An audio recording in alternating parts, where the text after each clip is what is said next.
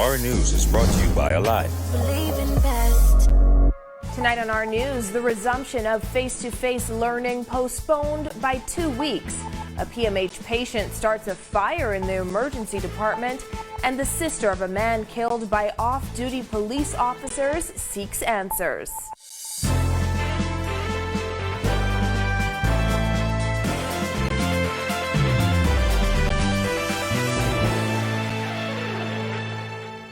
Welcome to Our News and thanks for joining us. I'm Christina Dragovich.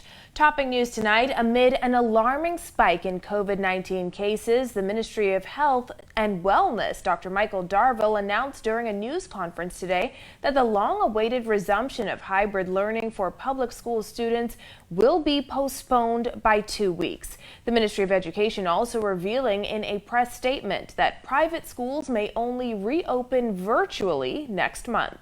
Plans are definitely being reconsidered, and we have decided to postpone the opening of schools for an additional 2 weeks as the Ministry of Health epidemiological team assess the data that's coming in. It is not, in our view, a good thing to open schools in the middle of a pandemic, and so we have decided to wait and act with a degree of caution to ensure that we open, and when we do open, we open so that we can stay open. Since September, public school students have attended virtual lessons. Earlier this month, Education Minister Glenys Hanna-Martin announced a hybrid system, a combination of virtual and face-to-face lessons beginning in January. However, COVID cases have surged in the past week, presumably driven by the highly contagious Omicron variant, sparking fears that a return to the classroom might not be the best idea.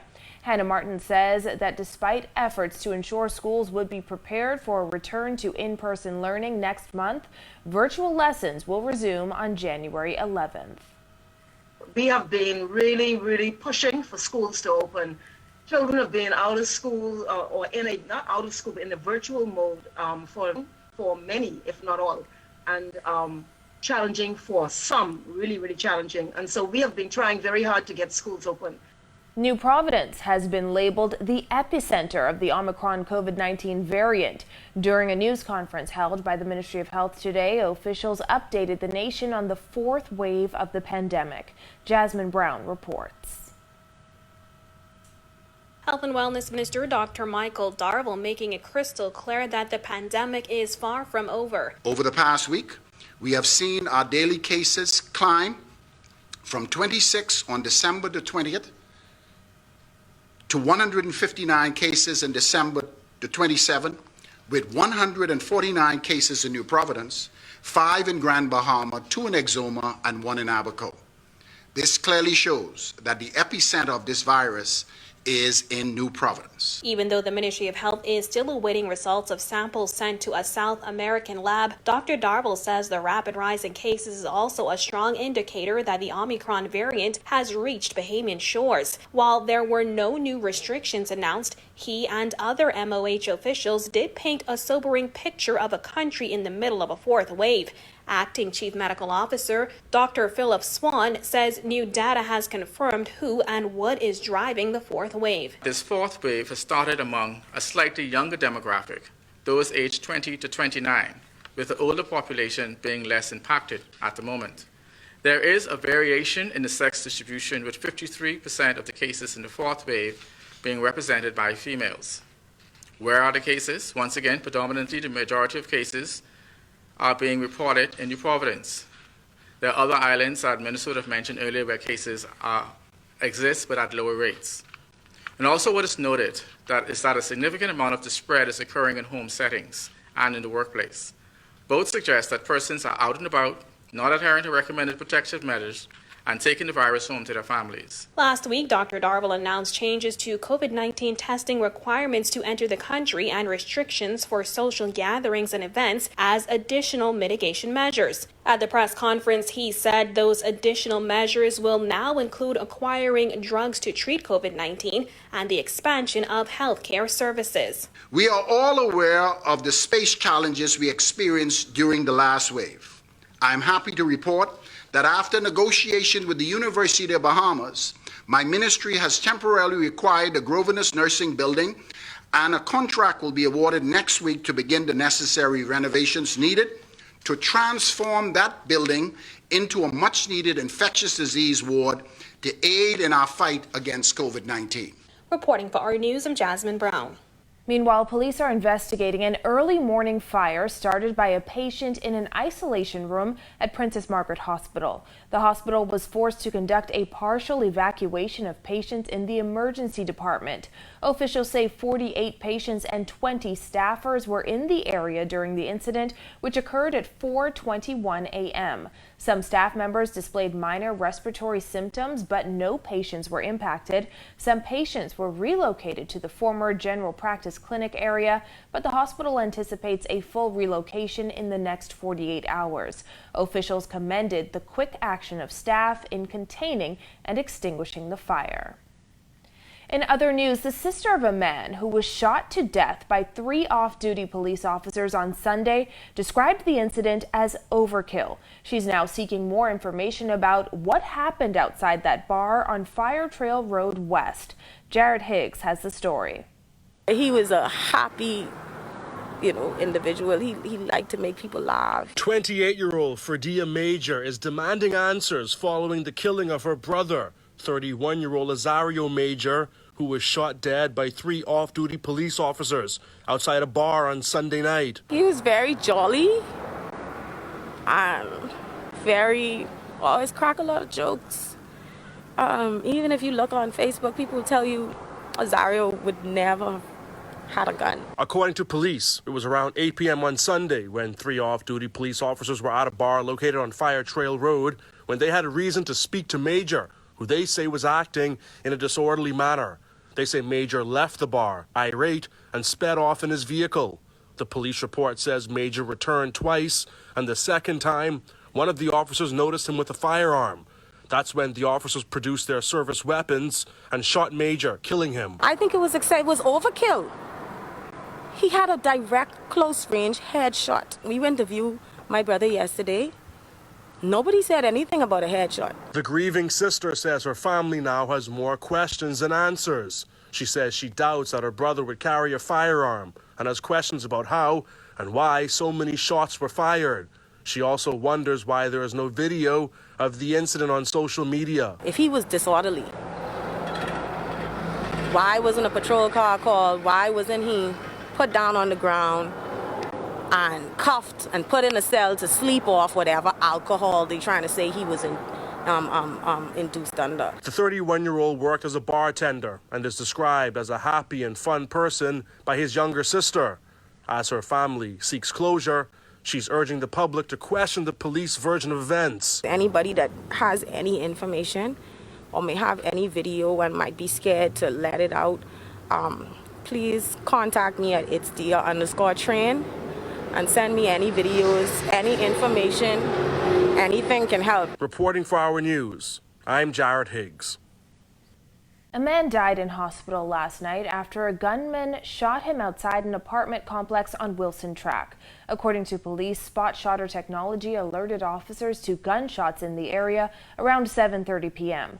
Police responded and found a man suffering from gunshot wounds. EMS personnel rushed him to hospital where he succumbed to his injuries. A number of doctors and nurses are in quarantine as a result of COVID exposures. Dr. Nakia Forbes, director of the National HIV/AIDS and Infectious Diseases Program at the Ministry of Health, says several wards at Princess Margaret Hospital have also had to be closed in recent days. What is particular about the Princess Margaret Hospital is that on the wards we have what's called a Nightingale nursing system where the wards are open. And so what then happens is that wards are subsequently closed until patients have been tested and are either negative or develop COVID-19, whereupon they go to the COVID care areas. So this is not unique only to Princess Margaret Hospital. It does happen in other care facilities. Partly cloudy conditions tonight. Greg Thompson is in the Weather Center with the latest. Thanks, Christine, and welcome everybody for your first look at weather on this beautiful Wednesday evening. Warm temperatures outside our studios in the mid-70s, 76 under mostly clear skies. Very light winds out of the southeast at 2 miles per hour, and your feels like temperature in the low 80s. Across the area on the satellite, nothing happening, quiet weather. We're experiencing that high pressure system remaining in charge, providing us with dry conditions, light winds, and some warmer temperatures during the day. Expect those temperatures to continue dropping off tonight into the low 60s. That's your first look at weather. Your extended forecast is still to come. Still to come, the cruise port working through COVID concerns, and Fusion Superplex suffers a $50,000 setback. The details after this. KW Bahamas Group of Companies is the leader in enabling connected lifestyles throughout the Bahamas. And we do this by utilizing innovative technology and solutions to connect you with the things and people you love. We exist for our customers. We want to make your experience stress-free and seamless at every touch point. Thank you. Thank you. Thank you for letting our family keep you connected to yours. We wish you a Merry Christmas and a Happy New Year. Nassau Cruise Port CEO Mike Mora says while the global increase in COVID cases is concerning, he doesn't foresee the industry shutting down again like it did last year. Kyle Joaquin reports. The fact is, Omicron is a variant. It is in the community. It's in Miami. It's in Fort Lauderdale. It's here in Nassau.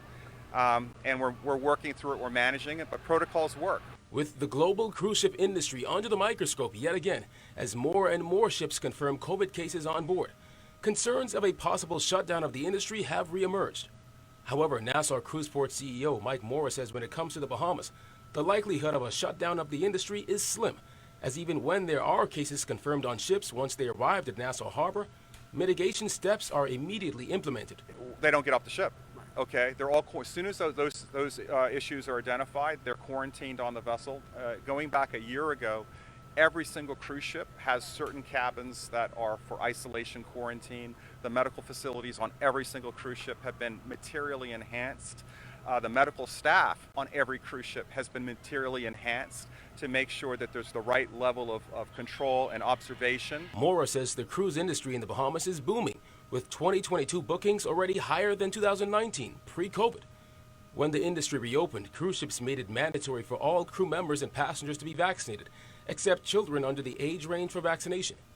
Mora said despite the increase in cases, cruise ship arrivals in the Bahamas remain high. It still is one of the safest ways to travel. I have traveled over the last 6 months a number of times, and going through airports, I will tell you, is far more daunting than getting on a cruise ship, because I've also taken cruises just to experience the protocols and the controls and so forth. Now, while there are concerns about how the cruise ship industry is going to be affected, there are also those who work directly across the street in the marketplace, and they too are concerned about how their business is going to be impacted. Oh yes, I'm very concerned. Just behind Rawson Square in the marketplace, catering to tourists, mostly cruise ship passengers, there is concern over what if strict measures are enforced on that industry again. I'm very concerned because another outlet like that will shut us right down again, and people is not doing the right protocols. So I'm very concerned right now at the moment. Yes, I am. I'm most definitely concerned. But there are other vendors not so worried. We know that some visitors on the ship has gotten the virus, but they seems like they have a controlled environment to keep them in to protect other people. For Our News, I'm Kyle Joaquin. For Fusion Superplex taking a $50,000 blow following the cancellation of New Year's Eve celebrations. The CEO of the Entertainment Center says they can't afford further restrictions. Bethany McDermott reports. Fusion Superplex cannot endure tighter restrictions, according to CEO Carlos Folks. His comments come one day after Health and Wellness Minister Dr. Michael Darble suggested tighter restrictions are on the way. We can't afford normal operation as it is, so additional restrictions is going to be significantly harmful to the business. In recent days, the Bahamas has seen a spike in COVID-19 cases, with the lion's share on New Providence. Health officials say the evidence suggests that the newly discovered more transmissible Omicron variant is in country. In light of this, the government announced that all New Year's Eve celebrations are canceled. However, hotels will proceed with their events. Folks said the cancellation has impacted revenue greatly. This year, the idea was to cut back to 50% capacity. And this is an outdoor event. So if you can hold 1,200 and we cut back to 50% of that, that would have reduced our revenue expectations about to half. all right, which would be about $50,000 for an event like that. And then we would share that with the partners who are hosting the event. Folks added that the entertainment center could have survived off of that income for weeks. He said it would have also helped to pay salaries. The hotel industry, for example, has found a way to stabilize its operations. They continue to have events indoors. I have visited the casinos and I have seen them managing the crowds properly, and they are also indoors, all right? And Fusion has similar space, large size lobbies. And in fact, in our case, our ceiling is higher than some of the ceilings in the casino. And so ventilation is better here, all right?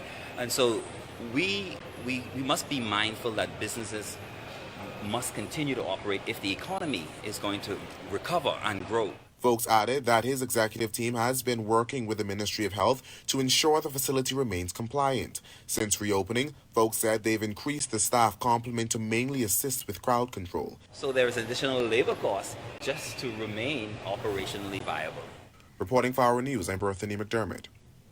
Meanwhile, Delta and Omicron variants of the COVID-19 virus are creating what the World Health Organization is calling a twin threat that's driving up case numbers, hospitalizations, and deaths. WHO Director General Dr. Tedros Ghebreyesus says more pressure is being put on healthcare workers and health systems, while the threat to the unvaccinated populations remains high.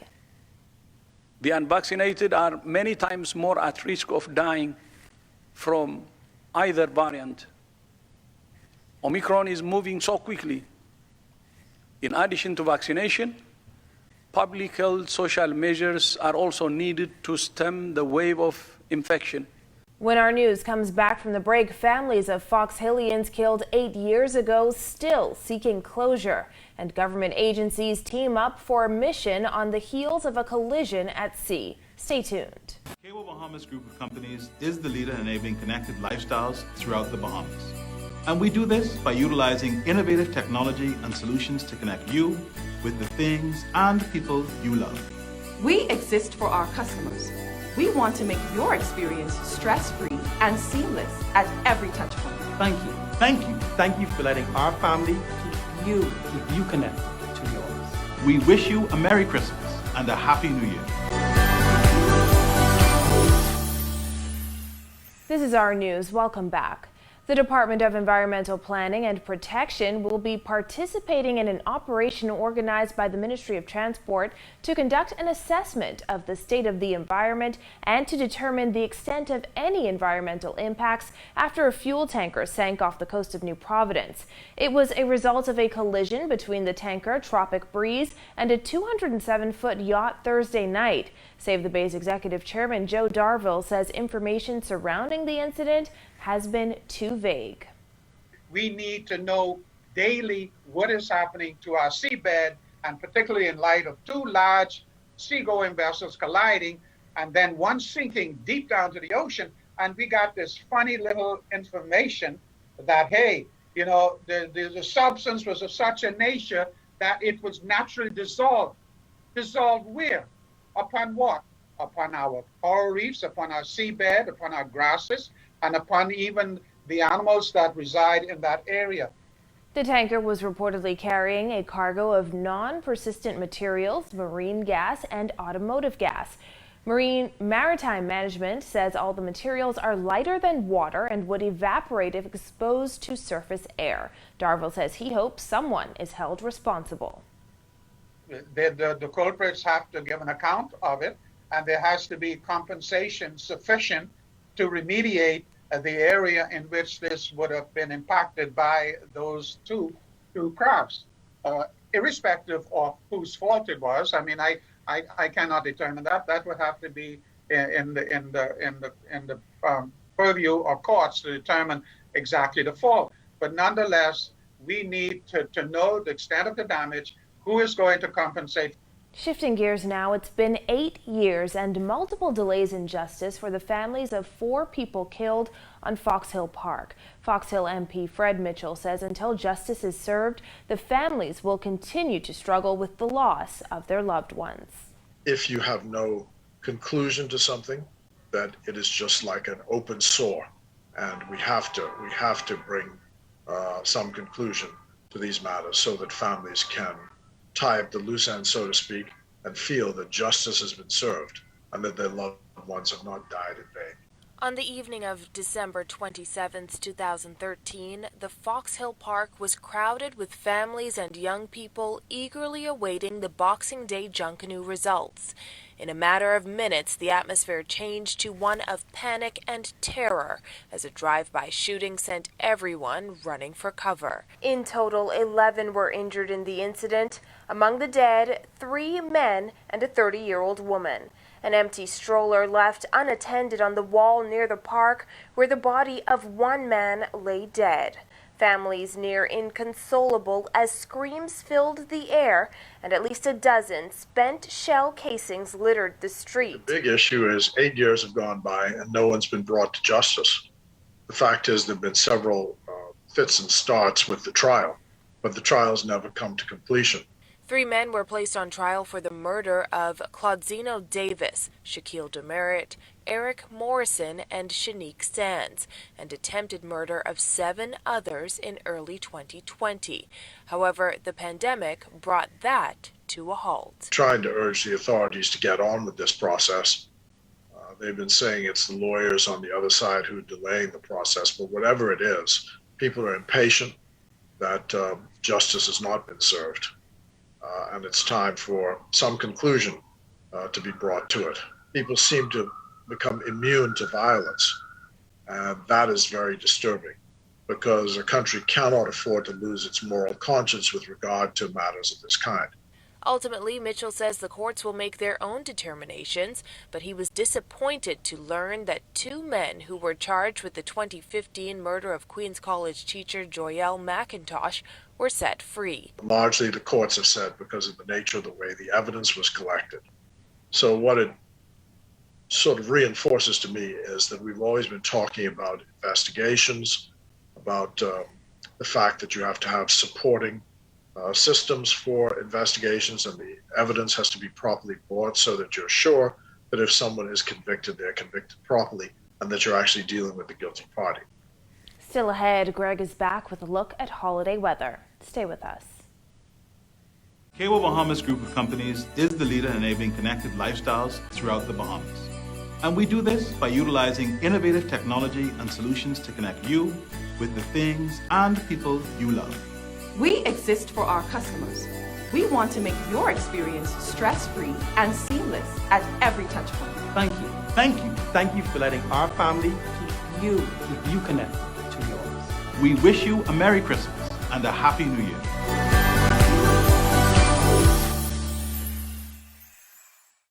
Welcome back to our news. Sunny conditions straight into the new year. Greg is back in the Weather Center.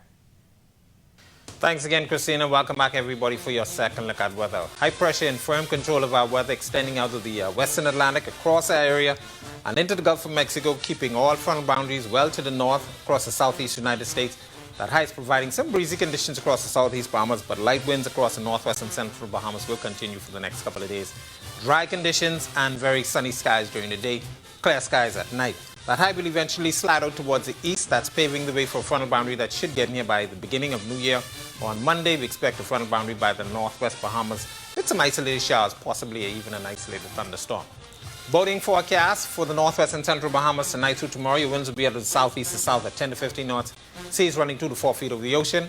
Your low tide will be at 9:45 tonight. For the southeast Bahamas, we have a caution flag posted for you guys down there. East to southeast winds 15 to 20 knots.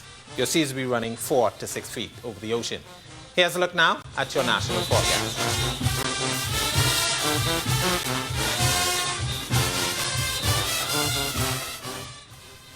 A look now at your extended forecast through Wednesday.